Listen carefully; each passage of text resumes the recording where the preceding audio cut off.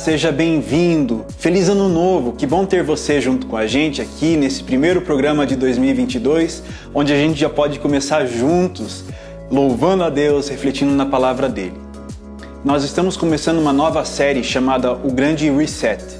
Às vezes a gente precisa dar um reset nas coisas, né? Que nem o nosso celular, às vezes, que não está funcionando direito, nós temos que desligar ele e ligar novamente para que as coisas fiquem do jeito certo. A gente está passando por uma época, não só de novo começo de ano, mas uma época em que a gente começa a vislumbrar um pós-pandemia, onde nós podemos tomar decisões para restabelecer questões da nossa vida como elas devem ser. Por isso a gente está refletindo nessa série sobre esse reset que nós podemos dar. Fique com a gente para nós começarmos essa série juntos refletindo sobre isso. Mas vamos cantar antes?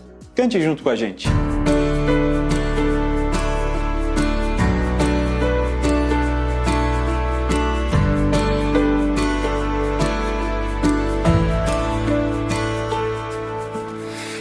Sou uma obra de arte, planejado em cada detalhe. Deus me fez com tanto amor, a sua imagem eu sou. Eu sou uma obra de arte, planejado em cada detalhe. Deus me fez com tanto amor, a sua imagem eu sou. Mas você conhece a história e sabe que o mal quis destruir a beleza e perfeição que Deus criou em mim. Restaurado no amor de Cristo, então curado eu não quero mais estar. Quebrado se por Ele eu posso ser transformado. Amor de Cristo, então curado eu não quero mais estar. Quebrado se por Ele eu posso ser transformado. Eu sou uma obra de arte, planejado em cada detalhe. Deus me fez com tanto amor, a sua imagem eu sou. Mas você conhece a história e sabe que o mal não venceu. Foi manchado e quebrado, mas na cruz meu Jesus morreu. E fui restaurado, restaurado no amor de Cristo, então curado eu não quero mais estar. Quebrado se por Ele eu posso ser transformado. Amor de Cristo, então curado eu não quero mais estar. Quebrado se por Ele eu posso ser transformado. Restaurados no amor de Cristo, então curados não queremos mais estar. Quebrados se por Ele somos nós transformados. Restaurados no amor de Cristo, então curados não queremos mais estar. Quebrados e por Ele somos nós transformados. Eu sou uma obra de arte, planejada em cada detalhe. Me refez com tanto amor, a sua imagem eu sou.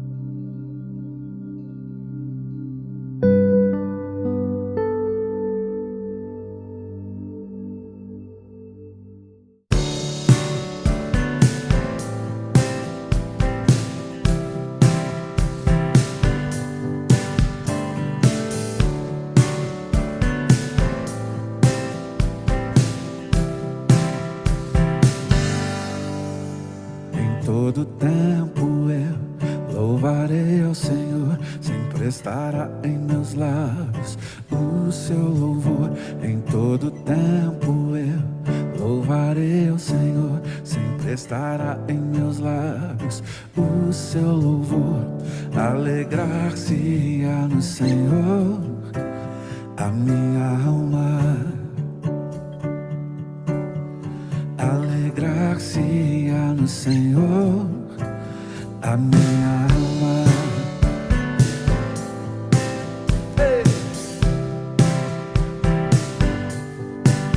Engrandecei ao Senhor, engrandecei-o comigo, e todos a uma exaltemos seu nome. Engrandecei ao Senhor, engrandecei-o comigo, e todos a uma exaltemos seu nome. Seu glorioso nome, seu glorioso nome.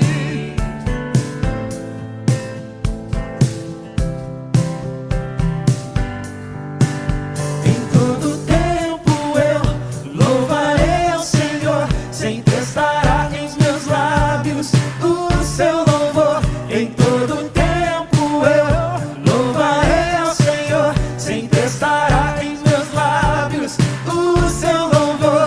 Alegrar-se-á no Senhor a minha alma, alegrar-se-á no Senhor a minha alma. Engrandecei ao Senhor, engrandecei-o comigo, e todos a uma exaltemos seu nome. Engrandecei ao Senhor, engrandecei-o comigo, e todos a uma exaltemos seu nome. Seu glorioso nome, seu glorioso nome. Alegrar-se-á no Senhor a minha alma, alegrar-se-á no Senhor a minha alma.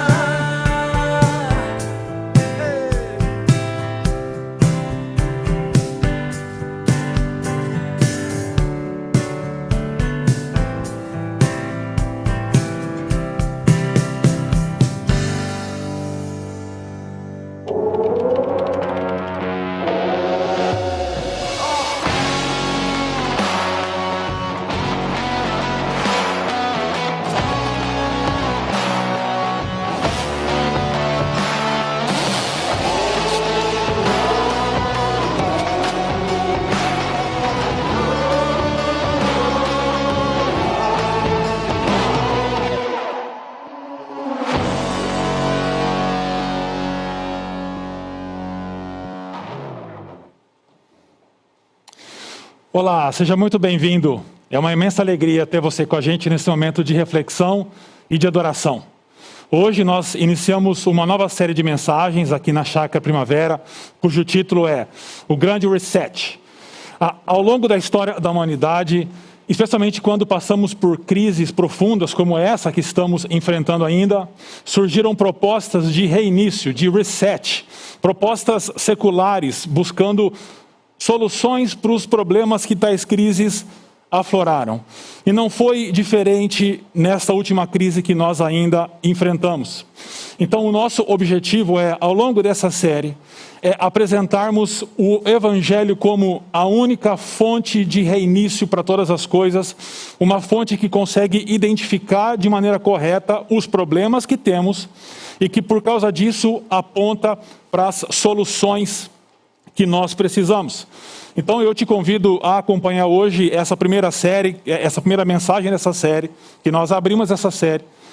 E nos próximos 2 meses nós vamos conversar e sermos desafiados em como baseados e fundamentados no Evangelho de Jesus, nós conseguimos reiniciar nossas vidas, nossas amizades, nossa comunidade e assim por diante. Então, essa ideia do grande reset, ela surge agora nessa crise que nós estamos passando do coronavírus, em meados do ano passado, quando o Fórum Econômico Mundial lança essa ideia.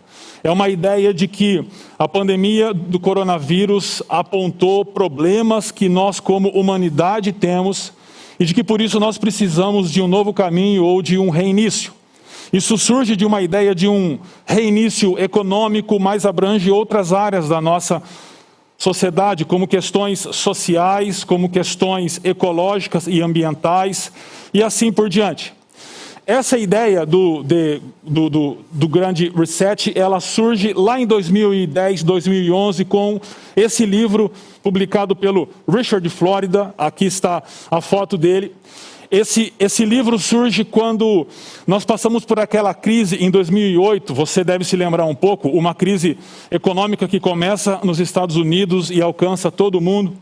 E a tese do Richard, nesse livro, é de que aquela crise, ela não é apenas uma crise, mas seria uma oportunidade de um recomeço econômico em todas as outras questões que a humanidade enfrenta seus problemas. E é interessante que o que o Richard ele propõe, então, não é só um reinício econômico, mas um reinício em todas as áreas das nossas vidas. Mas hoje a questão já andou e nós temos vários livros que relacionam essa ideia de o grande reset com a pandemia da Covid-19. E esse aqui deve ser um dos mais famosos hoje, do Klaus Schwab e Thierry Malleret. No site em que vende esse livro, a gente encontra a seguinte explicação. A Covid-19 criou uma grande reinicialização perturbadora de nossos sistemas sociais, econômicos e políticos globais. Mas o poder do ser humano está em prever e ter a engenhosidade, pelo menos até certo ponto, de tomar nas mãos o destino e planejar um futuro melhor. Eu chamo sua atenção para essa parte em destaque, para a proposta então que surge como um reinício, mas fundamentado no fato de que os seres humanos devem tomar em suas próprias mãos o seu destino e planejar um futuro melhor. O grande problema dessa nova proposta de reset ou de reinício, e era o problema de todas as outras que a humanidade já passou em uma intensidade maior ou menor, é que, primeiro, essas propostas não identificam corretamente o problema que nós estamos enfrentando. Eles vão dizer que são problemas sociais, problemas econômicos, problemas ambientais, mas na perspectiva bíblica esses problemas eles são superficiais. Há um problema ainda mais interno, há raízes mais claras que precisam ser expostos. A gente precisa reconhecer que a identificação de que nós temos problema e de que nós precisamos de novos caminhos e de um reinício é fato, e nós como cristãos concordamos com isso. Mas a identificação de tais problemas é equivocado e, consequentemente, as soluções propostas também são insuficientes, porque a partir do momento que o problema não é corretamente identificado, soluções também não são corretamente propostas. Agora, eu quero então voltar os nossos olhos para a Escritura Sagrada, para a Palavra de Deus, para nós entendermos qual é o problema que nós precisamos, que nós temos diante de nós, para a partir de então propor uma solução de reinício. Eu chamo sua atenção para um texto lá em Romanos, capítulo 8, versículos 19, 20 e 21. Esse texto de Romanos é um parênteses. Paulo está falando sobre outra coisa. Paulo está falando sobre os filhos e filhas de Deus que vivem pelo poder do Espírito Santo. Mas ele abre aqui um parênteses e ele vai falar algo interessante. Ele diz assim: a natureza criada aguarda com grande expectativa que os filhos de Deus sejam revelados. Pois ela, a natureza criada, foi submetida à inutilidade não pela sua própria escolha, mas por causa da vontade daquele que a sujeitou. Eu chamo sua atenção porque quando Paulo fala a natureza criada, ele não está falando apenas de questões ambientais e ecológicas. Muitas pessoas leem esse texto e eles tratam do assunto só de questões ambientais e ecológicas. Não era a ideia de Paulo aqui, porque no primeiro século a gente não tinha crise ambiental. Quando se fala da natureza criada, é toda a natureza não humana e instituições humanas também. É com relação a isso que Paulo está falando. E Paulo usa uma palavra muito interessante aqui. Ele diz que a criação então foi submetida à inutilidade. Essa palavra aqui para inutilidade é uma palavra rara no Novo Testamento e no Antigo Testamento também. Ela ocorre em textos de sabedoria, mas provavelmente o pano de fundo de Paulo aqui é Eclesiastes. O sábio diz que tudo é vaidade, que tudo é vento, e é essa mesma palavra que o apóstolo Paulo traz nesse texto dele de Romanos. O que ele quer dizer com isso? Ele quer dizer com isso que a criação, por causa de algo que aconteceu, perdeu o poder de cumprir o propósito original para o qual ela foi criada. Ela se tornou inútil por causa de algo que aconteceu. E a gente precisa olhar um pouquinho mais com calma com relação a Romanos. A gente volta agora para Romanos capítulo 1, versículo 21, quando o apóstolo Paulo, falando sobre a condição de pecado humano, ele diz a respeito da humanidade: porque tendo conhecido a Deus, não o glorificaram como Deus, nem lhe renderam graças, mas os seus pensamentos se tornaram fúteis. Aqui fúteis é a mesma palavra para inúteis com relação à criação. E o coração insensato deles obscureceu-se. Olhando para o texto de Romanos capítulo 8 e para o texto de Romanos capítulo 1, a conclusão que a gente chega é: a inutilidade da criação é resultado da futilidade do pensamento humano. A inutilidade da criação é resultado da inutilidade, ou, da palavra que a gente tem aqui, da futilidade do pensamento humano. Isso significa então que o estado das coisas hoje tem uma razão de ser. E a razão é o pecado humano de rebelião ao seu Criador.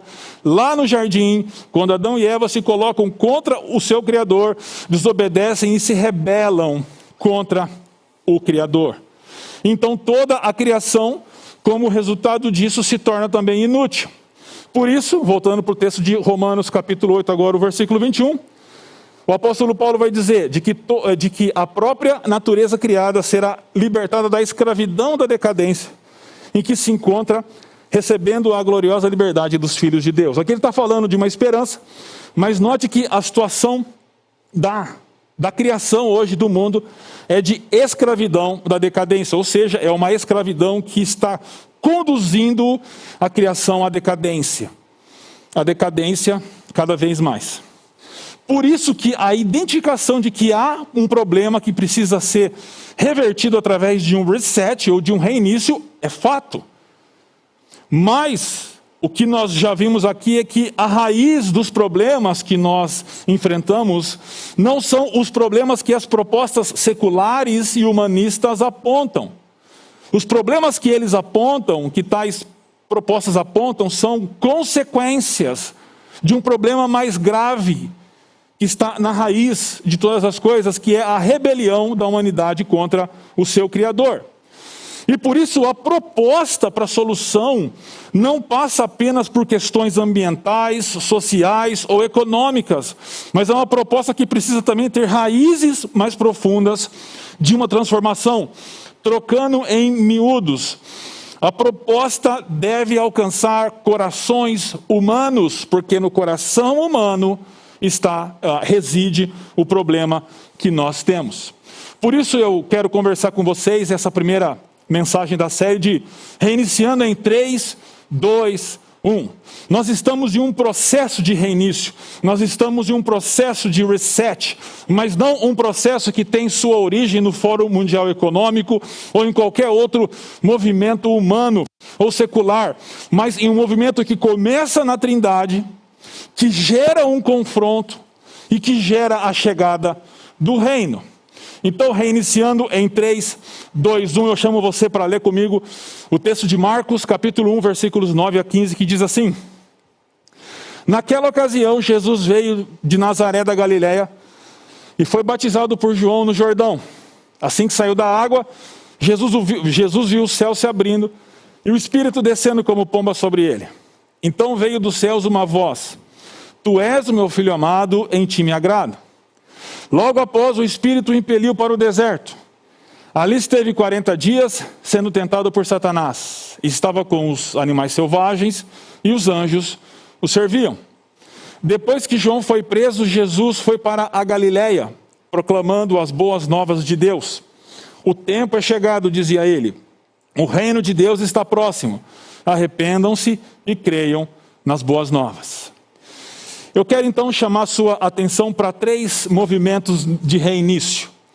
3 movimentos no grande reset, mas um grande reset que começa com uma dança divina, eu chamo. Quando a gente lança os nossos olhos para o texto de Marcos capítulo 1, versículos 9 a 11, o grande pastor Tim Keller vai dizer que aqui a gente encontra uma dança trinitária ou uma dança divina. Nós cristãos acreditamos que Deus é um Deus triuno, é um só Deus e que se manifesta em 3 pessoas. Então nós temos aqui na cena do batismo a manifestação dessa trindade. É importante pensar que o batismo cristão, ele tem sua origem em pelo menos 2 textos do Antigo Testamento. Um é o dilúvio. 1 Pedro, capítulo 3, o apóstolo faz essa relação. O segundo texto provável é a passagem de Israel pelo Mar Vermelho, no Êxodo, quando o povo sai do Egito, libertado por Deus. Mas quando a gente lança os olhos para o batismo de Jesus, nós somos conduzidos a um texto anterior a todos esses, que é o texto da criação, lá em Gênesis capítulo 1, versículos 1 e 2. Diz que a terra era sem forma e vazia, e o Espírito de Deus pairava sobre a face das águas.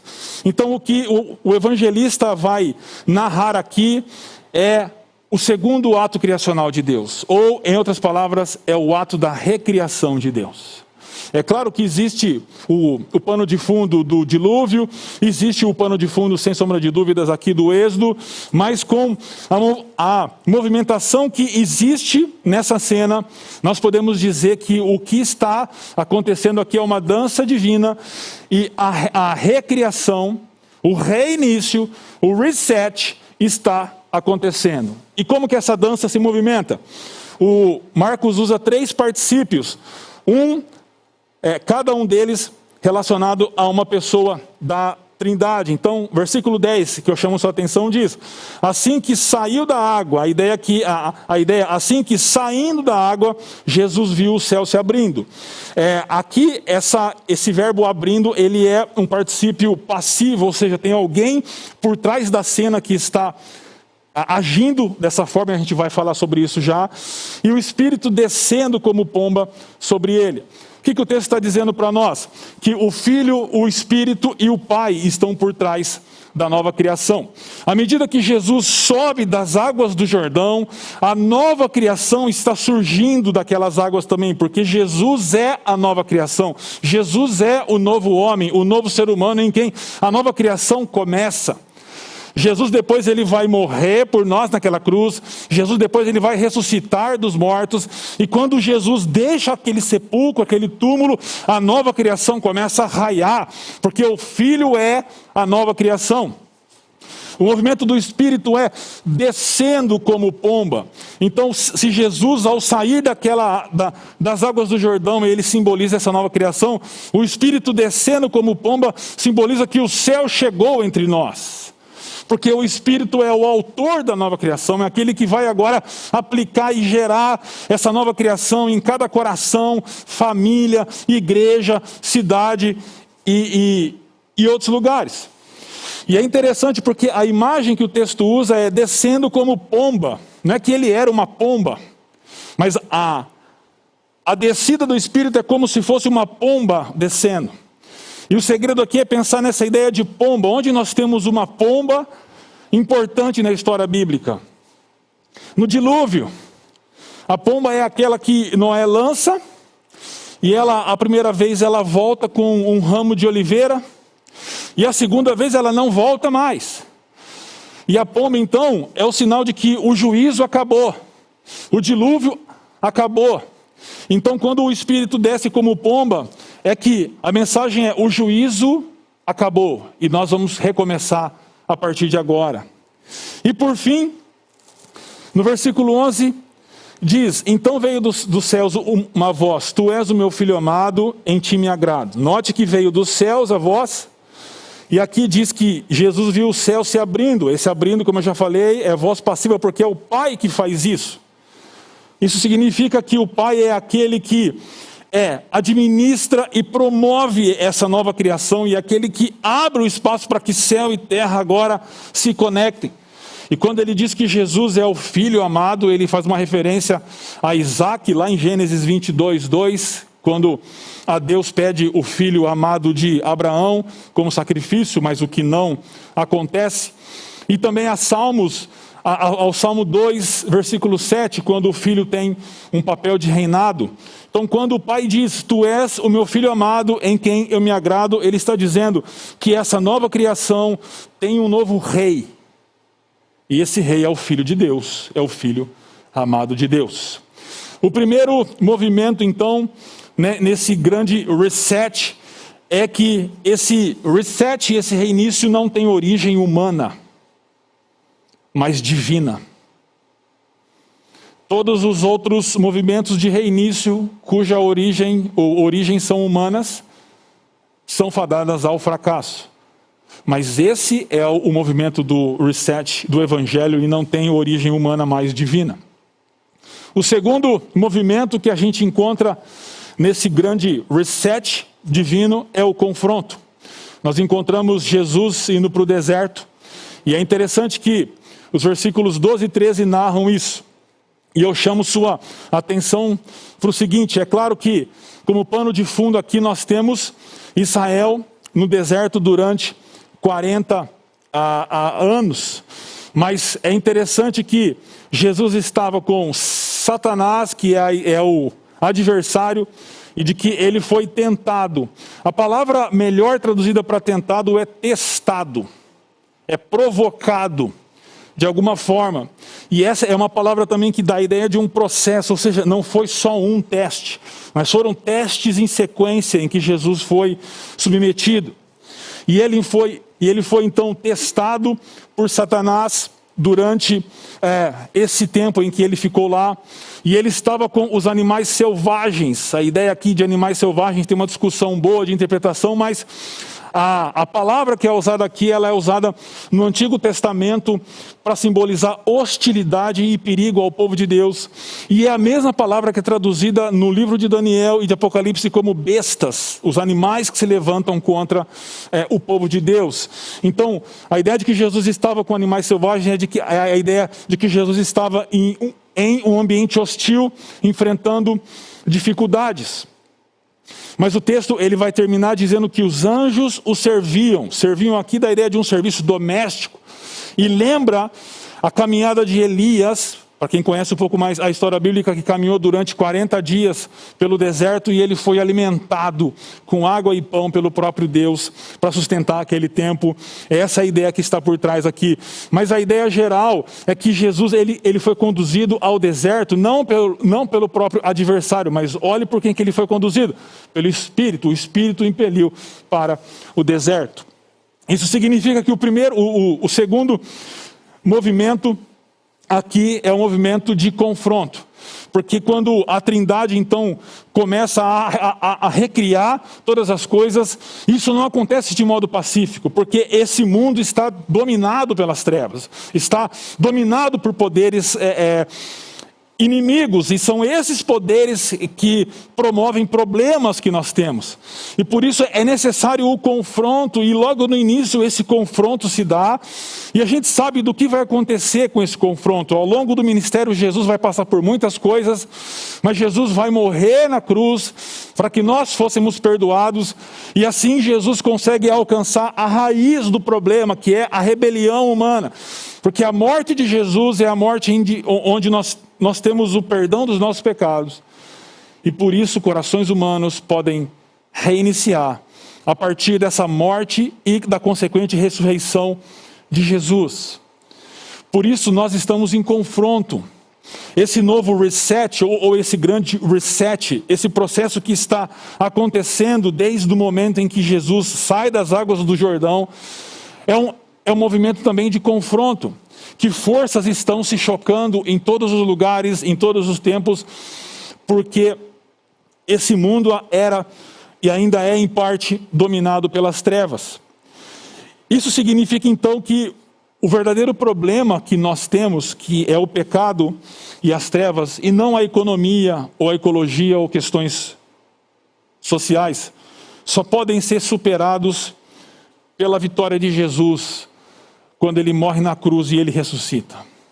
Nós temos sim problemas econômicos, problemas sociais, problemas ecológicos, mas todos esses é como se fossem febre de um câncer. Tentar tratar esses problemas sem tratar a rebelião humana é tentar tratar um câncer dando antitérmico. É tentar tratar apenas a febre sem tratar a infecção ou o câncer que está lá. O câncer só é tratado, o real problema só é tratado porque Jesus morre naquela cruz em confronto. E Jesus vence esse confronto e ressuscita. Por isso, o grande reset promovido pelo Evangelho é o único capaz de gerar um reinício verdadeiro, porque não começa de fora para dentro, mas começa de dentro para fora. As propostas de reinício que nós temos hoje são propostas de fora para dentro. Você pode ler a proposta do Fórum Econômico Mundial. São propostas de nós precisamos ter mudanças econômicas, nós precisamos ter mudanças sociais, nós precisamos ter mudanças ecológicas. Mas tais mudanças não vão acontecer, porque não é possível nós termos um mundo mais justo se os corações não são generosos. Não é possível superar o racismo se os corações ainda são odiosos. Então é por isso que não funciona. Porque é tratar a febre ao invés do câncer. O nosso câncer é, nós pecamos, nós nos rebelamos contra o Criador e lançamos a criação à inutilidade. E a única solução para isso é o Filho de Deus que em confronto morre na cruz por nós. E vencendo esse confronto, ressuscita. E essa mensagem tem o poder de transformar o meu coração e o seu coração. E a partir de corações transformados e de pessoas transformadas, o grande reinício acontece de verdade. E por isso eu já quero chamar a sua atenção para o terceiro movimento desse grande reset divino, que é a chegada do Evangelho, o anúncio do Evangelho, a chegada do reino e os desafios. Quando Jesus passa pelo confronto e ele vence, ele volta para a sua terra e ele volta proclamando as boas novas de Deus. Boas novas de Deus. Boas novas é uma tradução do que a gente chama de evangelho. Evangelho é uma palavra transliterada do grego para o português. A tradução seria boas novas. A pergunta é: de onde vem essa ideia de boas novas? Vem primeiro do Antigo Testamento. Por exemplo, o texto de Isaías 40, versículo 9 diz: você que traz boas novas a Sião, suba num alto monte. Você que traz boas novas a Jerusalém, erga sua voz com fortes gritos. Erga, não tenha medo, diga às cidades de Judá. Qual é a mensagem do Evangelho? Aqui está o seu Deus. Não é só esse texto, existem outros, mas esse é um dos textos onde a gente encontra a ideia de boas novas, de Evangelho no Antigo Testamento. Mas Marcos ele não trabalha apenas com a ideia do Antigo Testamento, mas com a ideia secular de evangelho também. Essa é a foto de Augusto, de César Augusto, o primeiro imperador romano de 27 a.C. a 14 depois de Cristo. E foi encontrada uma inscrição em Priene, na Ásia Menor, em 9 a.C. E olha o que essa inscrição fala sobre César Augusto. A providência que tudo ordenou, mostrando preocupação e zelo, tem colocado todas as coisas na mais perfeita ordem, dando-nos Augustos, enchendo-o com virtude para fazer o trabalho de um benfeitor entre os homens e enviando-o como salvador para nós e para nossos descendentes, para cessar a guerra, criar ordem em todo lugar, porque ele, César, em sua manifestação, superou todos os benfeitores anteriores, e nem mesmo deixando para a posteridade qualquer esperança de superar o que ele fez. Desde o nascimento do Deus Augustus, foi o início para o mundo da boa nova, do evangelho, essa é a palavra usada, que vem à humanidade através dele, Dessa forma, o surgimento de César Augusto e o surgimento do Império Romano foi um grande reset. Deu certo? Deu certo para as elites romanas. Mas o resto do império foi esmagado, escravizado pela elite romana. O que Marcos está dizendo aqui é que o evangelho, agora aquele prometido pelo Antigo Testamento, chega e ele está confrontando toda a proposta de evangelho falsa como essa de Augusto. E é por isso então que logo no início do evangelho, Marcos vai dizer: princípio do evangelho de Jesus Cristo, o Filho de Deus. A palavra para princípio aqui é arquê. E para os leitores da época, isso lançaria esses leitores para Gênesis capítulo 1, versículo 1, o início de todas as coisas. É a palavra grega para início, arquê. Então aqui está o reinício de todas as coisas. O reinício vem como uma boa nova, um evangelho. Mas não é o evangelho de Augusto, de César Augusto. É o evangelho de quem? O evangelho de Jesus Cristo. E quem é Jesus? O Filho de Deus.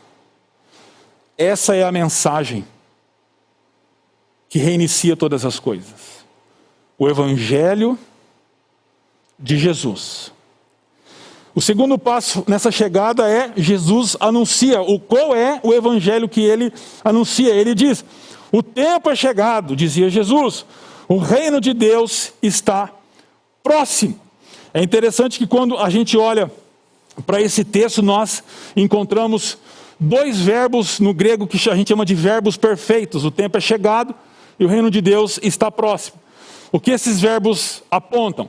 Apontam não que o reino de Deus está chegando, de que em algum momento ele vai romper, mas de que o reino de Deus chegou.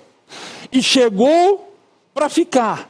É uma realidade, é um fato, é uma realidade já no tempo de Jesus, porque o reino chegou. E que reino é esse?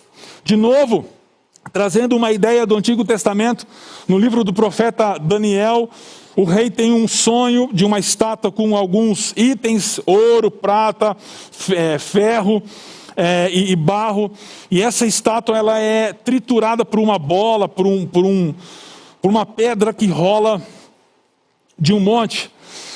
E o que esse sonho significa é que essa pedra que rola do monte é o reino de Deus e ele vai triturando os reinos humanos. Esse é o reino que Jesus anuncia. E é um reino que está restaurando a ordem de todas as coisas, conforme no início. É a restauração do reinado de Deus, a verdadeira realidade. Por isso que o grande teólogo inglês, N.T. Wright, ele diz para nós o seguinte: Jesus não veio nos ensinar a ir para o céu. Jesus não veio trazer uma religião. Jesus não veio fundar uma nova religião com caminhos para nós irmos para o céu. Mas ele veio trazer o céu até aqui. Quando ele traz o reino até aqui, ele traz o céu até aqui. Jesus trouxe o céu. E é por isso então que esse reinício de fato ele funciona. Porque como nós vimos, o Pai está abrindo o céu para que céu e terra se encontrem na pessoa de Jesus e o novo início aconteça. Então essa chegada, o segundo ponto dela é o anúncio do reino. O primeiro é o evangelho, o segundo é o anúncio do reino. E por fim, o desafio que nós encontramos aqui no texto. Quando ele fala do reino, ele diz: arrependam-se e creiam nas boas novas. Aqui estão os dois imperativos do texto: arrependimento e fé. São imperativos, são ordens para nós, mas de maneira bem rápida a gente precisa entender que arrependimento não é uma mudança só interna, é um sentimento de remorso como, puxa, eu fiz algo errado, eu me arrependo, eu nunca mais vou fazer. Não é essa a ideia. Esses dois verbos, eles são características de discipulado ao longo do Novo Testamento inteiro. O discipulado de Jesus. Arrependimento significa uma profunda transformação de coração, de mente e, consequentemente, de atitude e de comportamento. E crer nas boas novas, crer não é um assentimento intelectual à fé cristã. Intelectualmente dizendo, verdade, faz sentido e eu aceito. Não é isso. Crer poderia ser traduzido como comprometimento último com o evangelho. Aqui estão as chaves para o reinício: arrependimento do jeito que eu ensinei e crença do jeito que eu ensinei, com a ideia de comprometimento. O reinício se dá quando pessoas percebem a dança, notam o confronto, percebem e são alcançadas pela chegada do evangelho do reino, e se arrependem, e creem, e passam a viver comprometidas com o evangelho de Jesus.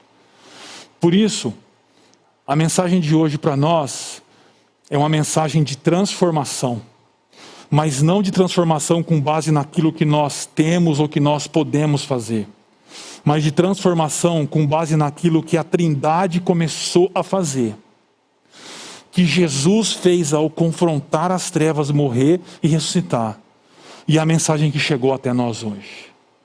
A nossa resposta deve ser uma resposta de uma profunda transformação, porque o mundo só vai mudar quando nós mudarmos. Não adianta o Fórum Econômico Mundial ou os livros serem escritos propondo transformações e resets, porque eles não vão acontecer. O mundo vai continuar injusto.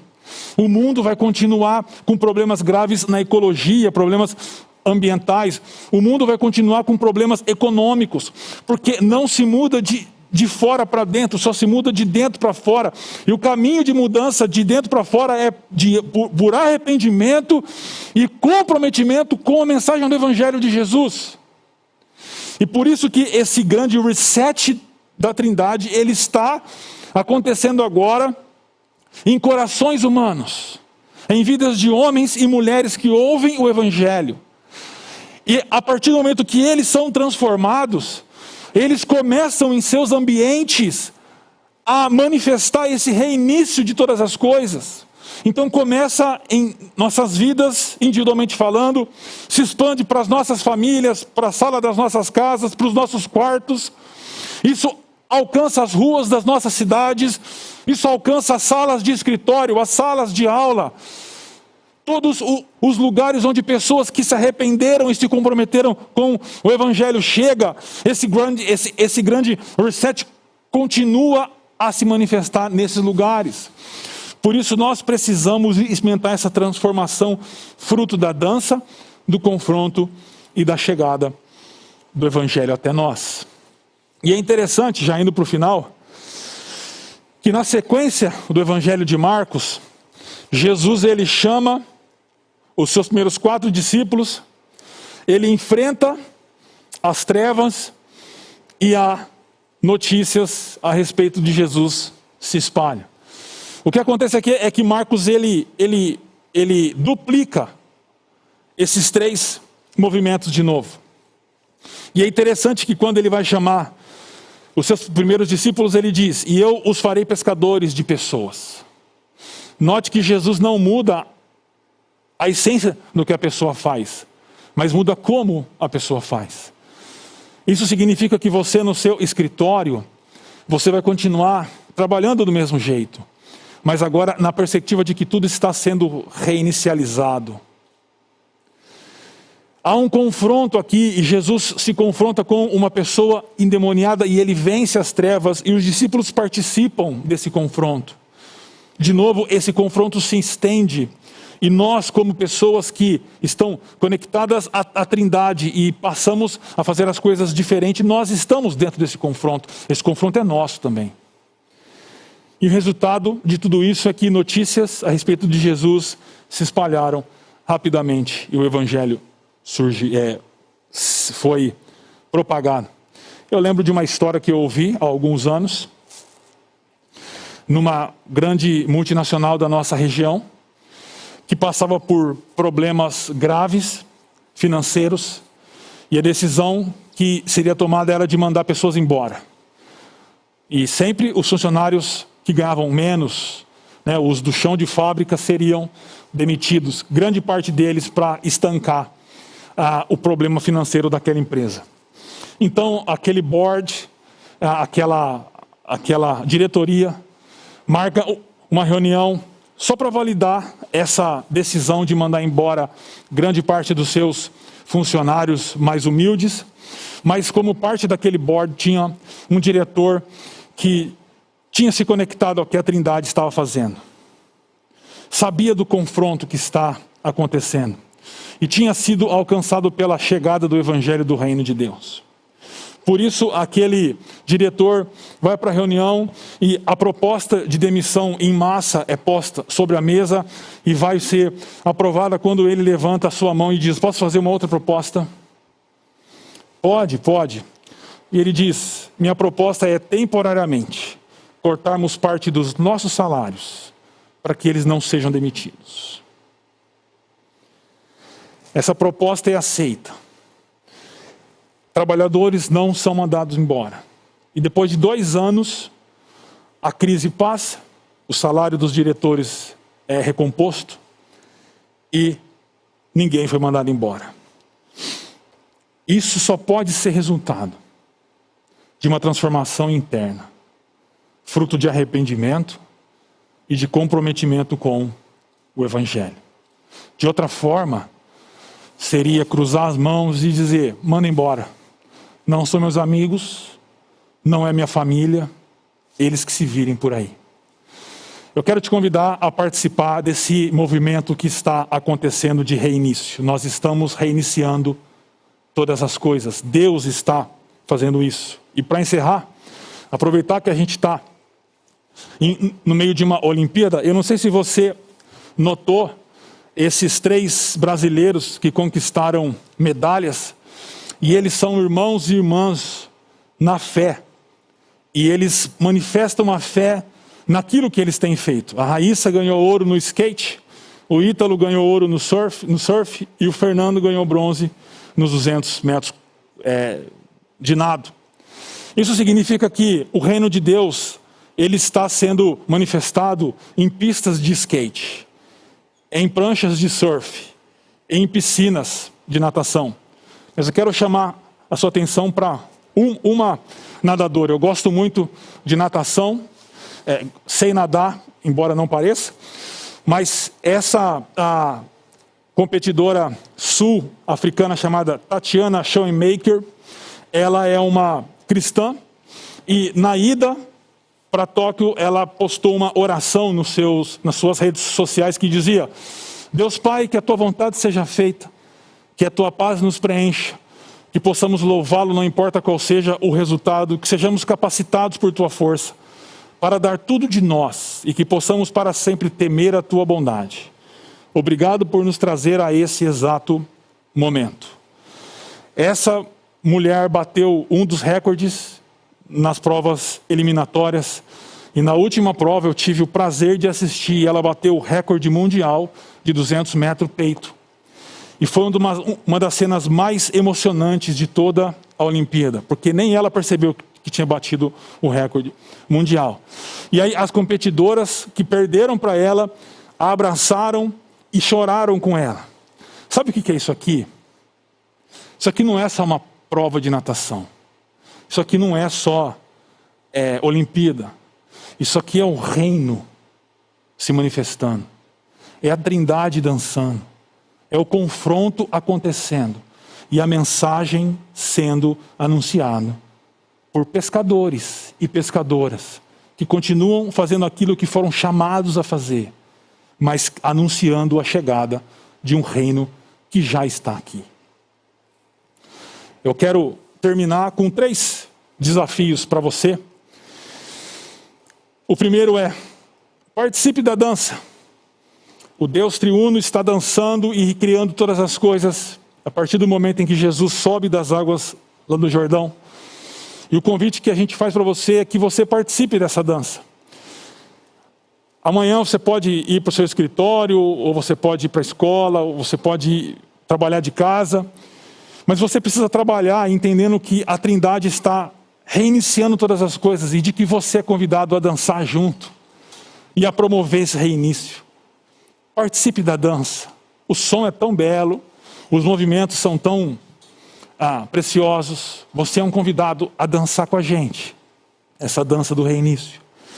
Envolva-se no confronto. Nós estamos em confronto com as trevas. Esse mundo ainda jaz no maligno, mas o reino de Deus está avançando à medida em que esse confronto vai se dando, baseado no grande confronto que já foi vencido por Jesus, quando ele morre e ressuscita. Mas envolva-se no confronto. Não seja ingênuo achando que as coisas são do jeito que são e a gente não tem muito o que fazer. Nós estamos no confronto. E por fim eu convido você a reiniciar. Reinicie. Não seja mais a mesma pessoa. Mude o seu comportamento. Não seja mais o mesmo marido. Não seja mais a mesma esposa, o mesmo filho, o mesmo funcionário, o mesmo patrão, o mesmo irmão, irmã. Não seja mais. Mude. Porque você é bom? Porque você é eticamente e moralmente superior aos outros? Não. É porque a Trindade está reiniciando todas as coisas. Jesus venceu ao morrer e ressuscitar. E nós, através do arrependimento e do comprometimento, somos chamados a participar e a reiniciar todas as coisas. Reinicie todas as coisas no poder do Evangelho de Jesus. Deus te abençoe.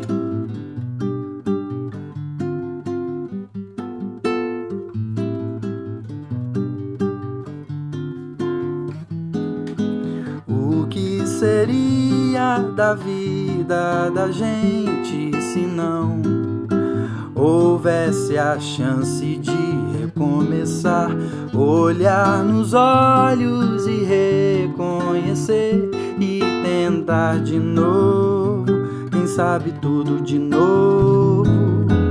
O que seria da vida da gente se não houvesse a chance de recomeçar, olhar nos olhos e reconhecer e tentar de novo, quem sabe tudo de novo. Que bom dizer eu não sei, é leve admitir que errei, é leve ter de você o presente do tempo de agora.